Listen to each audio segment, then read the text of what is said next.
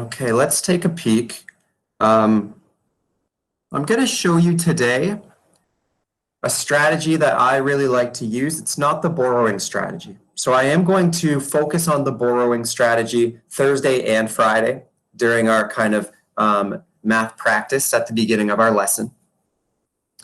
But I'm going to show you a different strategy today, and it's called adding up. And I like to do this using a number line. So here's the first problem I gave you. And this one, if you were subtracting it using the borrowing or standard algorithm strategy, this one's pretty straightforward because you actually don't have to do any borrowing. But I'm still going to show you how I would add up. So I like adding more than I like subtracting. I don't know about you, it's just easier for my brain to do.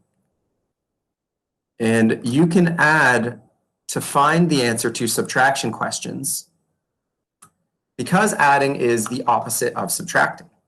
So if you took a question like 97 minus 46, you could actually think about that question in reverse. You could think about that question like this: 46 plus mystery number equals 97. And that's what I'm going to kind of use to guide my thinking. So I want to figure out what I could add to 46 to get to 97. And what I'm going to do is I'm going to use a number line just to show my thinking, but this is a strategy that I like to also use in my head. Okay. There's kind of two ways that I could do this. I'm going to make jumps, and I want to jump with friendly numbers. So I'm going to make a jump. I could do it like 10 at a time, and I could do a jump of 10 and go to 56, and another 10 to go to 66, and another 10 to go to 76, and another 10 to go to 86, or another 10 to go to 96. But I am going to actually make a bigger jump to be a little more efficient, and that's just showing that I'm jumping on the number line, and I'm going to add 50 to my number, because I counted by tens in my head and I used my counting math fingers. So I went, all right, 56, 66, 76, 86, 96. So I can make a jump of 50. I can land at 96. And since I haven't gone past 97, that makes sense. That's a good jump. And then that should be a plus. Sorry about my messy digital writing. I have to make a jump of 1 to get to my final destination. So now I just add up the jumps that I made. So whether I made 5 jumps of 10 or 1 jump of 50, I'm still just going to add up the jumps I made, and 50 plus 51, that's some nice easy math for me. And I'll just pop it down here. So my answer would be 46 plus 51 equals 97. That's great. So then my answer to 97 minus 46 is going to be 51. And I really want you to see how opposites work in arithmetic. So addition and subtraction are opposites. And the other opposites that we'll come across a little later in the year are multiplication and division. Those ones are super fun. You'll love them. All right, let's show you this again. All right. So this time I have 543 minus 52.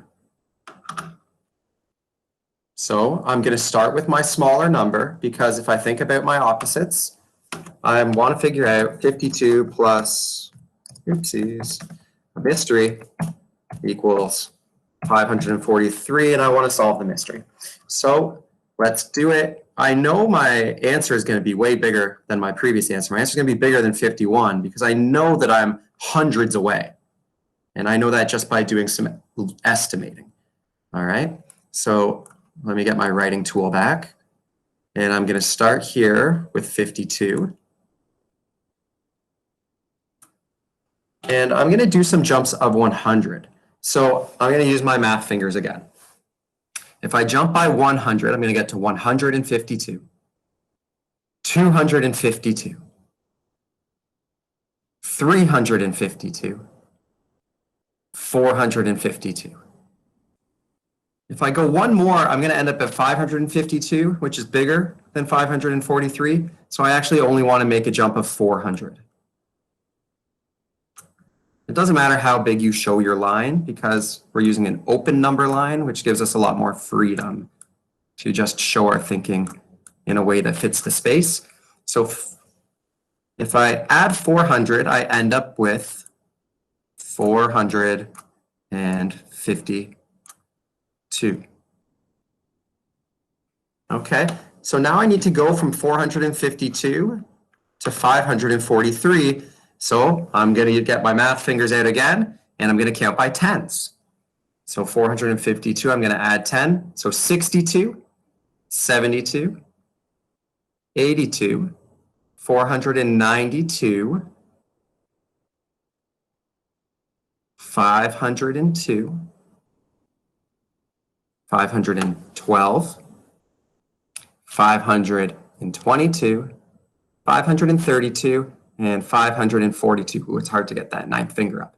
So 542, when I counted by tens, I counted 9 times. So I'm going to add 90. And that's going to bring me all the way up to 542. And as luck would have it, I just need to make a jump of 1 to get to my answer.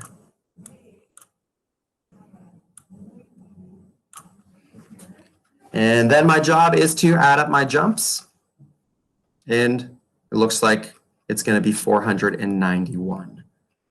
So I'm going to write my answer here, 491. Now, if I wanted to check my math, I could also use my opposites. I could say 491 plus 52. And 1 plus 2 is 3. No, it doesn't like me writing down there. Okay. Well, I'll do it in my head. 1 plus 2 is 3. 9 plus 5 is 14. So there's the 4, carry the 1, and get the 5. So that will get us to 543. Okay. Let's do one more. All right. So again, I want to start with my smaller number. I'm going to put it down like this, a little faster. And I want to get to my larger number of 653. And I'm going to make jumps to get there. I'll go back to my drawing tool. And I'm going to make jumps of 10. If I made a jump of 100, I would go to 627. Oh, well, let's make a jump of 100. That's not a very nice line, but it'll work. So a jump of 100 will get me to 627.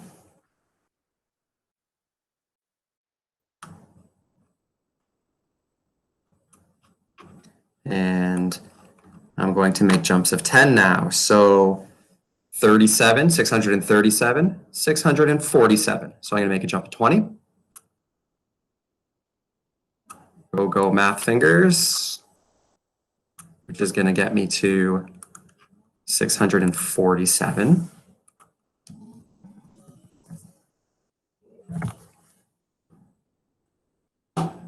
And then I'm going to count by ones. 648, 649, 650, 51, 52, 53. So I've got 6. So I need to make a jump of 6. And then I get to do some nice easy adding. 100 plus 20 plus 6 equals 126. All right. So if you've never seen this strategy before, maybe it's something that you'd like to try. If you are super comfortable using the borrowing strategy, we're going to teach that, and that's an option for you as well. But I do always feel it's important to show more than one. I like to focus on 2 strategies to teach, and this one I really like, so maybe some of you would choose to like it and try it and use it. It's kind of an extension of using a hundreds grid to add and subtract, but hundreds grids don't help us very much when we have numbers bigger than 100.